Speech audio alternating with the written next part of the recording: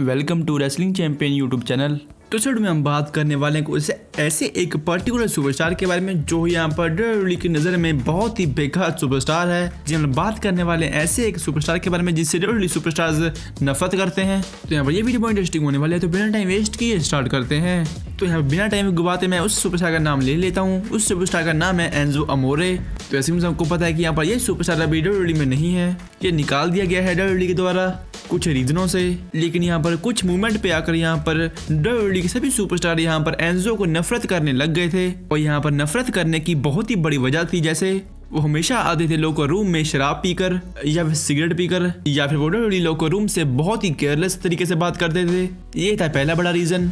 और दूसरा बड़ा रीजन है कि उन्होंने यहाँ पर कभी भी रेसलिंग की क्लासेस नहीं लगाई, जैसे बड़े बड़े सुपरस्टार अभी WWE में जैसे डैनियल ब्रायन, डीन एम्ब्रोज, जिन्होंने यहाँ पर इंडी सुपरस्टार्स के तौर पर काम किया है। मतलब यहाँ पर रेसलिंग सीखने के लिए बहुत ही ज़्यादा क्लासेस लगाई हैं। लेकिन यहाँ पर इसके मामले में एंजो पीछे हैं। एंजो ने यहाँ पर अपने बचपन में या फिर बड़ा होकर कोई भी क्लासेस नहीं लगाई रेसलिंग की। ये बताया हमें साइमन घोष ने। जब उनसे पूछा गया एंजो अमोरे के बारे में तो उन्होंने कहा कि वो एक नंबर का फालतू इंसान है।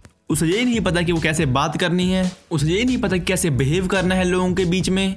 उसने कभी भी रेसलिंग की क्लासेस नहीं लगाई। और यहाँ पर कुछ गालियां भी दी हैं साइमन घोष ने कैमरे के ऊपर ही एंजो अमोरे को। और यहाँ पर एक इंसिडेंट हुआ था एंजो अमोरे और विंस मैकमैन के बीच में। यहाँ पर एंजो अमोरे लेट हो गए थे मीटिंग से, और ये मीटिंग थी विंस मैकमैन के साथ। लेकिन यहाँ पर विंस मैकमैन ने इस बात को इग्नोर किया। लेकिन यहाँ पर हाथ तो तब हो गई जब यहाँ पर लड़ाई हो गई रोमन रेंस के साथ बस में। तो ऐसे हम सबको पता है कि यहाँ पर रोमन रेंस एक तरह से लोको रूम के लीडर हैं, और लीडर का काम ये होता है कि यहाँ पर सब कुछ देखें कि कौन कैसे बिहेव कर रहा है, क्या माहौल पॉजिटिव है, क्या माहौल फ्रेंडली बना हुआ है। मतलब ये सभी बातें यहाँ पर पता होनी चाहिए लीडर को, और यही काम करते हैं रोमन रेंस अपने लीडर के ग्रुप में। तो यहाँ पर एक दिन यहाँ पर बहुत ही खतरनाक लड़ाई हो गई यहाँ पर एंजो अमोरे और रोमन रेंस के बीच में, और ये बात लग गई विंस मैकमैन के मन में। मतलब इस मूवमेंट के बाद यहाँ पर विंस मैकमैन के मन में एंजो अमोरे के खिलाफ बहुत ही नफरत भरने लगी। यहाँ पर इसमें 2-3% तरीके से पिस गए बिग कैश। जैसे कि हम लोग को पता है कि यहाँ पर बिग कैश और एंजो अमोरे अपने बहुत ही क्लोज फ्रेंड्स थे। लेकिन यहाँ पर एंजो अमोरे अपना सारा टाइम स्पेंड करते थे बिग कैश के साथ,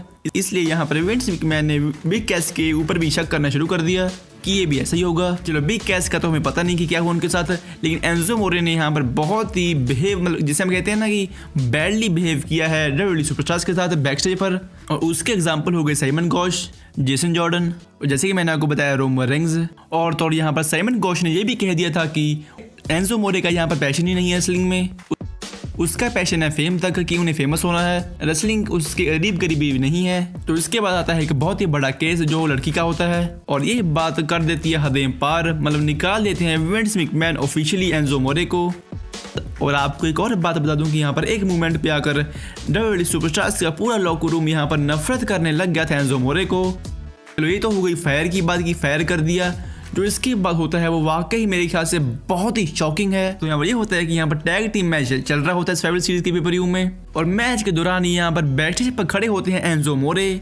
जी हाँ, फायर हो जाने के बावजूद वो आते हैं WWE की रिंग में नहीं, वो बैठे होते हैं ऑडियंस में, और वो चिल्लाते हैं बहुत ही ऊंची तरीके से हाउ यू डूइंग, मतलब जो उनका कैच फ्रेज है। और इसके बाद निकालती है WWE सिक्योरिटी उन्हें बाहर। मतलब यहाँ पर विंस मैकमैन और एंजो अमोरे के बीच में जो हीट थी वो यहाँ पर इस मूवमेंट में आकर बहुत ही बढ़ गई। मतलब यहाँ पर जो चली आ रही थी हीट एंजो अमोरे और विंस मैकमैन के बीच में, वो यहाँ पर सर्वाइवल सीरीज के बाद और भी बढ़ गई। तो ये मैंने बताई है उस सुपरस्टार की कहानी जिस सुपरस्टार को यहाँ पर एक मूवमेंट पे आकर सभी सुपरस्टार हेट करते थे। तो हमें कमेंट करके बताइए कि आपको ये वीडियो कैसी लगी, और बताइए कि आप देखना चाहते हैं एंजो अमोरे को WWE में फिर से या फिर नहीं। तो ये थी आज की वीडियो अच्छी तो लाइक करें, और WWE की लेजेंडरी के लिए चैनल सब्सक्राइब बेल को भी दबा दें।